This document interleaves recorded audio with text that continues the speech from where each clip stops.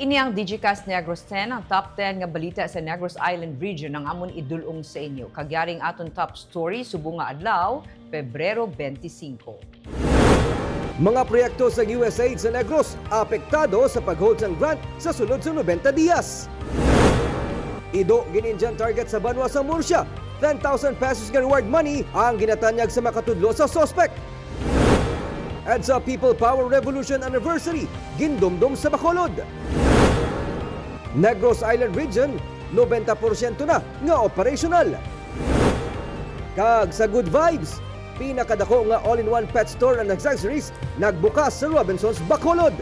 Initanan sa Digicast Negros 10.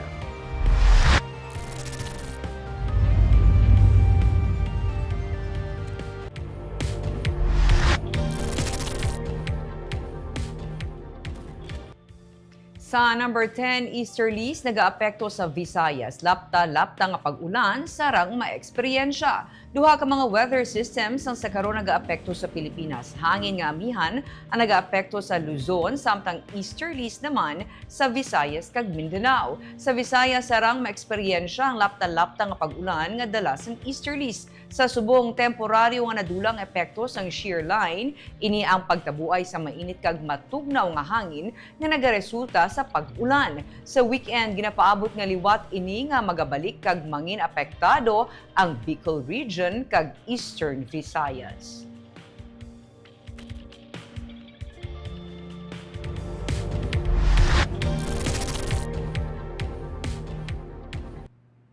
Sa number 9, may pagsaka sa bilis ang produkto petrolyo subong nga adlaw. Sa ikaduha nga semana, nagsaka na naman ang bilis ang produkto petrolyo. 40 sentimos ang ginsaka sini nga aga sa kada litro sang diesel. Nagsaka naman sa 70 sentimos ang gasolina kag 20 sentimos sa kerosene. Ini base sa announcement sa mga petroleum companies. Sunod sa Department of Energy Oil Industry Management Bureau, ang pila sa mga rason sa pagsaka sang bili sang gatong amo ang supply disruption, paghugot sang presyo sang oil price cap sa Russia kag delay sa output hike sa Abril. Humalin sang pagsulod sang 2025, 2 pesos and 65 centavos na ang ginsaka sa bilisang gasolina, 4 pesos and 80 centavos sa kada litro sang diesel kag 4.80 sa kerosene.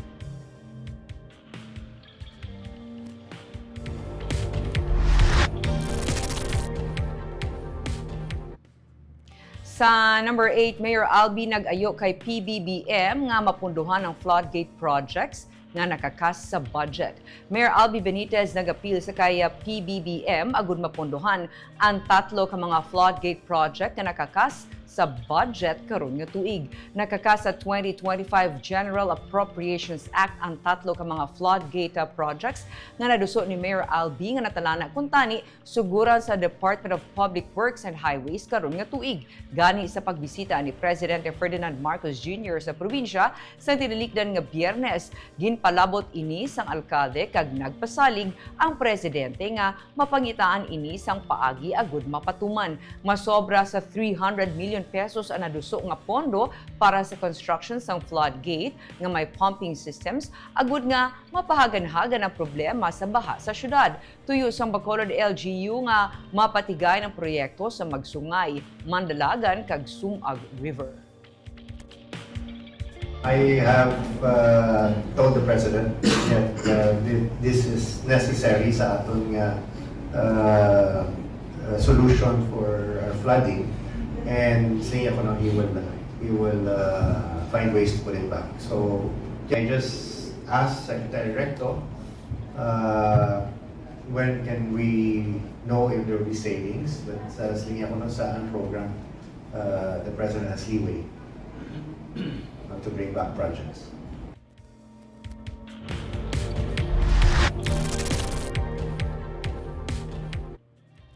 Sa number 7, IDPs nagapuyo sa Guasing Evacuation Center sa La Carlota, magabaton man sang ayuda.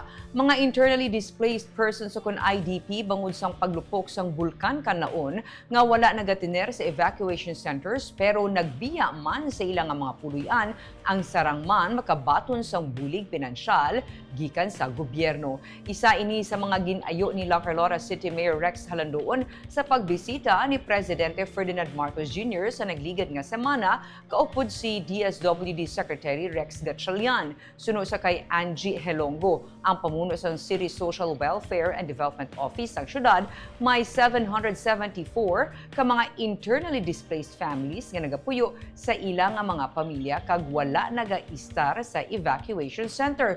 Tagsa ka pamilya makabaton sang tig 5,000 pesos nga ayuda gikan sa DSWD. Damlag pa ang mga IDPs na ngayara sa evacuation center na tagaan sang ayuda. Para kay Helongo, nga dako ini nga bulig sa amo nga mga pamilya bangod wala pa man sila makapauli sa ilang mga balay kag indi man ang gobyerno ang nagapakaon sa ila. Pero damlag pa ini sila ang nakabato na sang food packs. Dako ini siyang good news no para sa aton yung mga IDPs nga na-i-deklarar nga wala sila yan sa evacuation center. Kaya we all know na bisan hindi sila sa sulod sa evacuation center, kabalo kita nga may mga kinahanglanon, mani sila nga basic na kinahanglanon. Although na tagaan na sila naton no sa assistance pagi sa pag-distribute sa family food packs sa DSWD, pero kay balukit kami nga hindi na siya enough.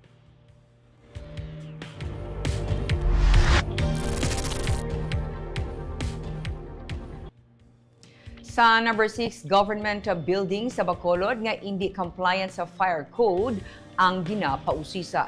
Government infrastructure sa Bacolod kabahin sa hugot nga ginapausisa ni Mayor Albi Benitez sa Office of the Building Official na lakip na diri ang mga merkado nga hindi compliant sa fire code. Hindi lang mga pribado nga infrastructure projects ang strikto nga ginapausisa ni Mayor Albi Benitez sa katapos ng Office of the Building Official. Pati mga government projects nga wala sang compliance sa Fire Code of the Philippines ang kabahin sa luyag niya nga matagaan na tensyon. Hindi malipod nga bisan ang siyam ka mga dalago nga merkado sa syudad ang hindi compliant sa pagsulundan. Gintuwad sang alkalde nga masami wala na ginapadalaan sang mga notice of violation ang mga government infrastructure projects bangod masami wala man sa nagareklamo kag wala sang nagakatabo. Ini karon ang gina-rectify na sa Bacolod LGU sa tuyo nga masunod ang mga nakasaad sa Building Code of the Philippines. Kabahin sa ginapasiguro sang alkalde nga lisensyado kag registered nga architect ang magapirma sa mga architectural plans kag documents. We want to be very strict sa atong fire code. Kag mga compliance naton sa mga building code. So I learned that some of our government structures, wala na ginapadalaan sa notice of violation. Kaya kung padalaan nila notice of violation, hindi man makunan. Why man may matabo? So I said, it's incumbent to us to ensure nga ang mga government structures that have violations sa building code is rectified.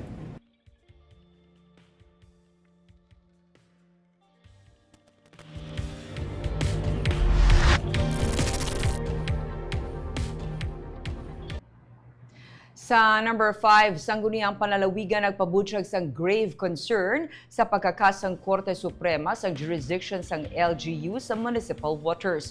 Ginpasara sini nga hapon sang sangguniang panlalawigan sang Negros Occidental ang resolusyon nga nagapabutyag sang grave concern sa desisyon sang Korte Suprema nga nagakakasang jurisdiction sang local government unit sa municipal waters kag nagatugot sang bukas nga commercial fishing. Ang resolusyon nga gin-author ni board member Andrew Montelibano ang nagapanawagan man sang gilayon nga aksyon para mapangapinan ang kinamatarong sa mga mangingisda kasubong man proteksyon sa fisheries kag marine resources.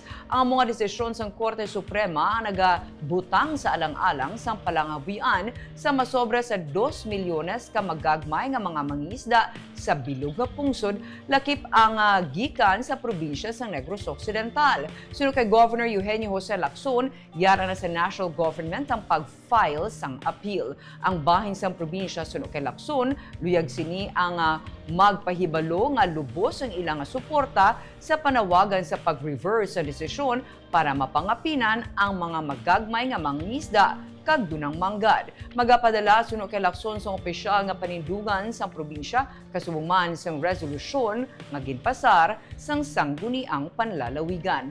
Ang Korte Suprema sa desisyon siniya nagtugot sang commercial fishing sa 15-kilometer municipal waters matapos ginpasyon sang isa ka fishing company ang constitutionality sang pila sa mga provision sang Fisheries Code.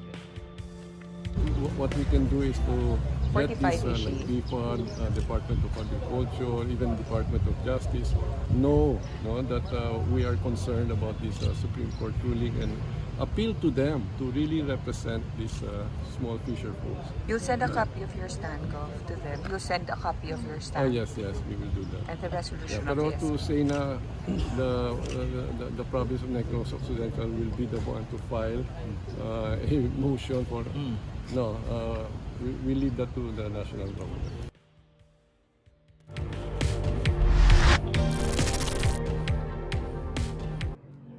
Sa number 4, isa ka ido ang gin-Indian target sa Banwa sang Murcia. 45,000 pesos nga reward money ang ginatanyag sa makatudlo sa kung sino ang may kahimuan sa ido. Pasado las 10 na sang kagabi pero gin-rescue sa gihapon sang grupo nga Baka PH Project ang ido nga si TikTok sa Hacienda Puyas, Barangay Blumentritt sa Banwa sang Murcia. Gilayon nga gindala si TikTok sa veterinary clinic sa Bacolod para mabulong. Sunod sa grupo nga mga duha na kaadlaw nga ginagwanta ni TikTok nga yara lang natuslok sa iyang lawas ang lima tanan ka mga Indian target. Nagapanawagan sang buligang grupo sa publiko nga mabuligan sila pabulong kay TikTok kag mahimo lang makig-angot sa ilang nga Facebook page. May donor nga nagtanyag sang 45,000 pesos nga reward money sa makatudlo sa kung sino ang naghimo sini sa iya para matagaan man siya sang hustisya. Padayon sa karon ng pagbulong kay TikTok sa vet clinic. Nagakinahanglan pa siya sang blood donation. Sa idalom sang Animal Welfare Act of the Philippines o kon RA 8485, illegal ang pag-torture kag pagmaltrato sa kasapatan. Ang mapamatud-an nga nagahimo sini ang sarang mapinahan sang 3 ka tuig nga pagkabilanggo kag sarang mamutahan sang 250,000 pesos.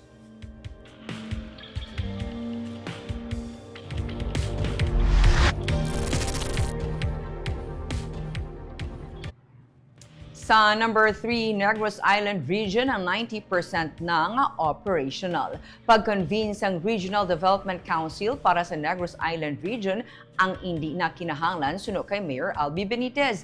Ginpahayag sang alkalde nga may duha na lang sa 36 ka mga departamento sa idalom sang Negros Island region ang wala pa sang appointed nga regional director. Sa pagsinapol sang House Committee on Visayas Development, ginuso sang alkalde nga ginakinahanglan ma-appoint gilayon ang mga regional directors para mas mapadasig ang panghimanwa karon nga makabig 90% na nga operational ang NIR. Gindugan sa alkalde nga nagserbe nga chairman sa nga Western Visayas Regional Development Council nga sa karon hindi na kinahanglan nila nga mag-convene para sa pagpili sang panibago nga katapos ang council tungod sang nagahilapit nga piniliay.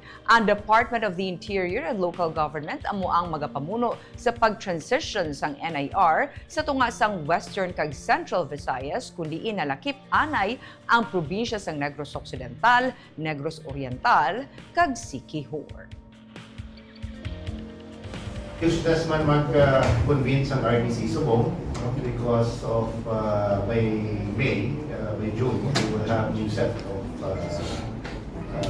officers. So, ang next Congress will determine pila ang i-appropriate na budget for NIR.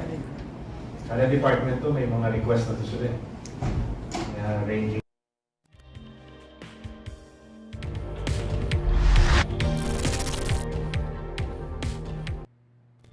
Sa number 2, EDSA People Power Revolution Anniversary, gindumdum sa Bacolod. Katapos ang Federation of Urban Poor kon Fed-Up Negros ang naghalad sang bulak sa estatwa ni Anay Senador Benigno Ninoy Aquino Jr. kainas ang aga sa Dalan, Araneta.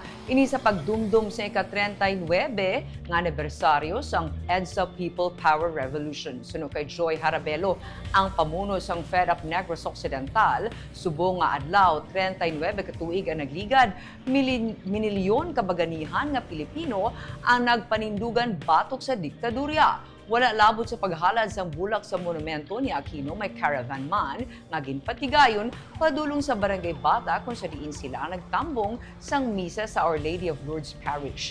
Sa misa nga gin-officiate ni Father Aniceto Mao Buenafe, yaman ginhanduraw ang EDSA kagang kabuhi ni Ninoy nga nagsakripisyo para sa pungsod. Ginsiling man ni Harabelo nga ginpasalamatan ni Father Mao ang Fed-Up sa pagpadayon sa pagdumdum sang EDSA apesar nga ang administrasyon karon nagproklamar sini bilang special working holiday. Suno kay Harabelo ang EDSA pagpakita sang pagkabaganihan sang ordinaryo nga Pilipino. May kangtanan sa ginapaabot nga piniliay, suno kay Harapelo, may mensahe sila sa mga kandidato nga dapat usisao nila ang ila konsyensya sa mga yara sa posisyon nga wala man lang sang binuhatan nga maayo hindi na lang magpapili. Sa mga bumuloto, dapat dumdumon nga ang public office is a public trust. Kinahanglan ang yadtong masaligan. Ang kwarta kag ayuda hindi dapat ang magpatod sang boto, suno kay Harabelo.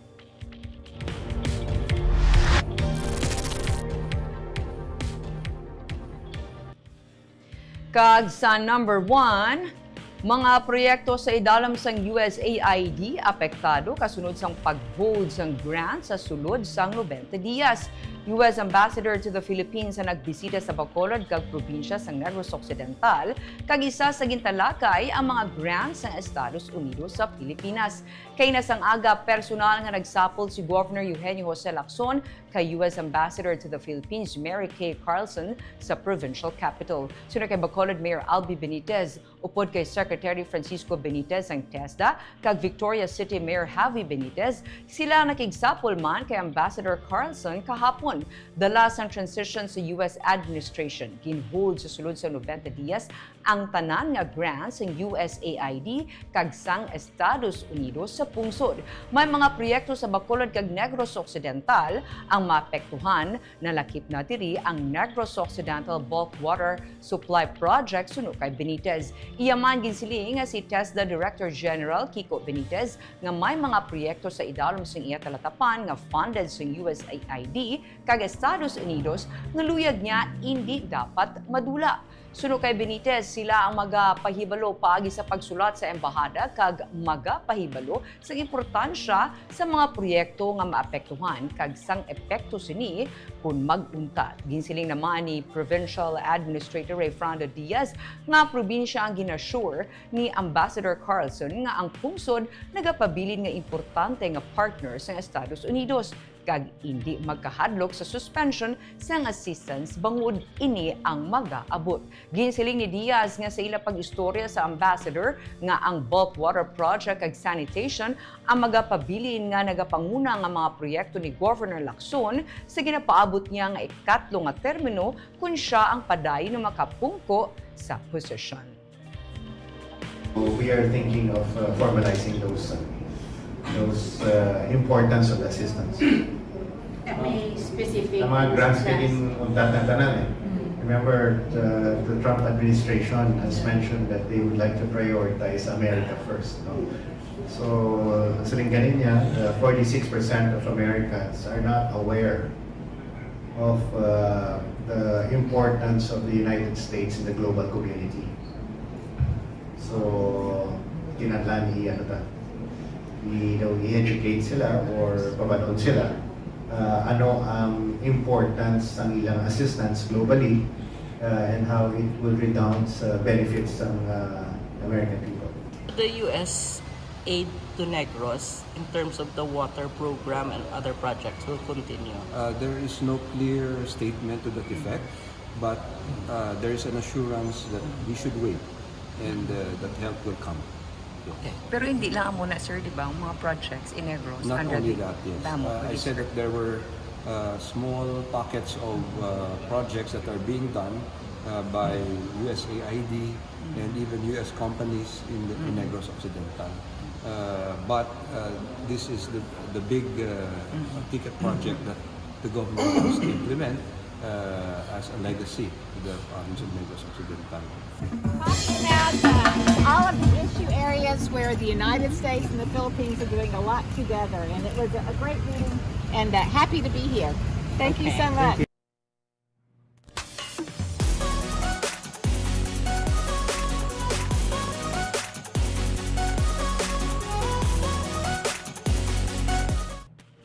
Kag sa Good Vibes, pinakadako nga all-in-one pet store and accessories sa Bacolod nagbukas sa mall. May report si Nico Delfin. Sa magamay lang anay nga kiosk sa mall naga-operate ang Falcor Pet Store pero karon ila naging buksan ang pinakadako nila nga pet products and accessories sa City Walk sa Robinsons, Bacolod. Ginsiling ni Noli Mahilom, Senior Operations Manager sa Falcor Marketing Corporation, luyag nila nga maserbisyuhan pa ang mga pet lovers pagi sa mas convenient nga all-in-one pet store nga mayara sang veterinary clinic. We are inspired to open a bigger store sa diri nga area. Gusto namon nga malapot pag community, maserbihan sila sang maayo. Mataga naton sila sa ilangan nakaigo na gikinahanglan sa Dungan sa pagbukas ng pet store ang Pet Blessing. Ang fur parent nga si Rafi Tunogbanwa, gindala ang iya Persian cat nga si Kent para matanaw ang mangin bag-o nila nga balaklan sa mga feeds, vitamins kagaban pa. Ang kuring ni Tunogbanwa ang masimima nagadaog sa mga pa-contest nga napatigayon sang Falcor sa Bacolod. Actually, with fun sa ito Falcor, kaya nabo na siya na sa Falcor Choice Award. Lawig na sa daog sa mga competitions. Almost 1 year na. Na-encourage na kami po sa isang ka-friend na mag-intra kami po sa mga competition. Ika-anom na ini nga baligyaan sang Falcor kay ginahandom nila nga makadugang pa sang pasilidad nga sarang makahatag serbisyo sa mga komunidad. Out niya is not just a fit products, but includes mga hugs na gimpaw feeds. And then we have the veterinary. Parang siya, diversified siya. When it comes to market reach, mas hapos sa ila, kag mahatag namon lang ang pinaka-the best namon nga service. Magluwas sa pagbindisyon sa mga pets, may paraffol sa mga feeds kag accessories kag mayara man sang libre nga pet consultation kag vaccination nga ginupdan sa Bacolod City Veterinary Office. Upod sa City Vet, tuyo sang Falcor nga mas mapasanyog pa ang kampanya angot sa responsible pet ownership. Nico Delfin para sa Digicast Negros. And of course, antes kita magtakop, kita nag-tamyaw, nag-shout out sa ating mga live viewers kay Jemima Danoka. Good evening, kuno Digicast Negros. Watching from Japan. Kay Ko De Paula, maayong hapon kuno Digicast Negros, maayong hapon man sa imo. Kay Mirna Garrido Clavel, good afternoon sa imo. Watching from Payao, Binalbagan. Kagamuyato ang top 10 stories of the day. Tubtubwas. Ako si Barbara Mijares. Maayong hapon.